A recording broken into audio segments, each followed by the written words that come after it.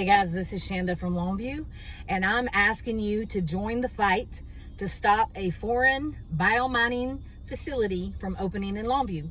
The Longview city offices did give them the permit, and we believe that this is going to be detrimental to our families, to our animals, to our air, to our water. And we believe this because we have a lot of documentation to prove that. So I just left a meeting with all of us that are concerned, and our next move is going to be July 13th at 6 p.m. We are going to meet in Longview, and we're going to have a gentleman come in from out of town that is going to share with us our rights as American citizens and what we can do to stop this biomining facility from making our water toxic and also from making things dangerous for our children.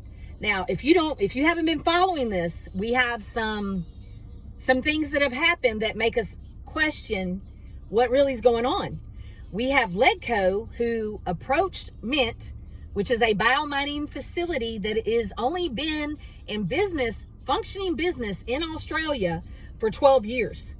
We have Ledco on a news that was recorded saying that everything that everybody is saying about this, that is trying to gather the community together to fight against having this thing opened, where there is actually 3 residential areas around it, thousands and thousands of people that drive past it every day.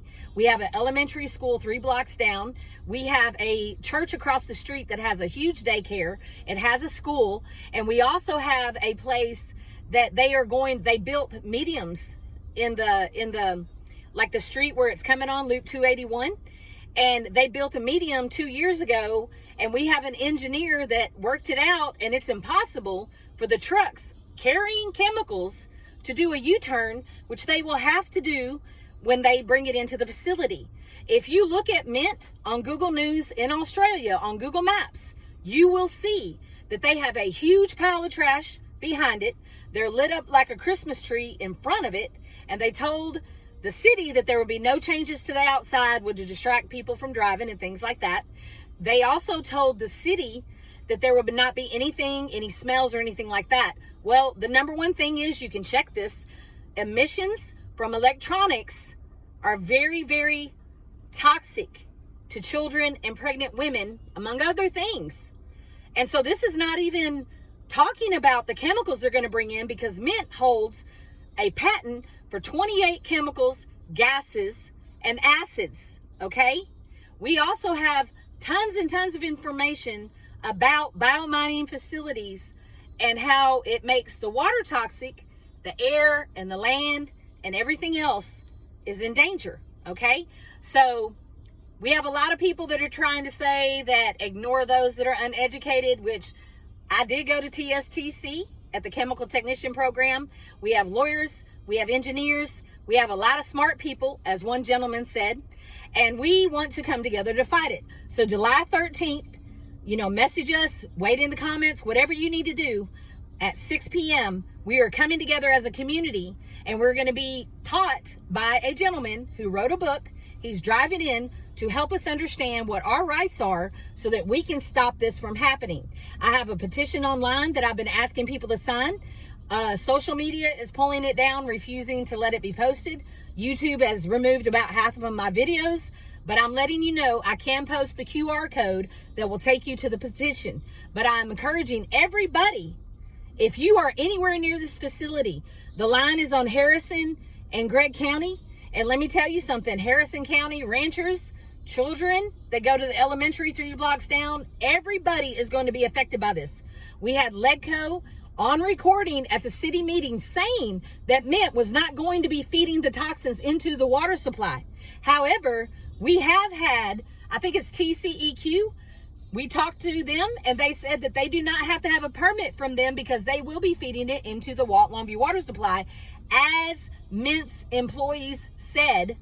I think was it May 8th, it was recorded, and they said, where's the toxins going? They said in a pipe.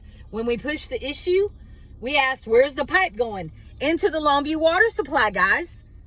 So guess what? No matter whose side you're taking, we're stronger together.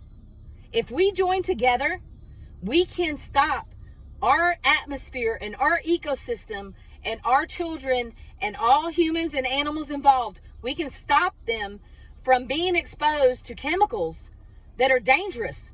And not only that, to all these trucks that are going to be coming in. And I mean, if they have a wreck, and this is a high rate of wrecks that is happening here because they haven't zoned it for the 2 schools that are there. So when you go to pick up the kids, it's really, really bad.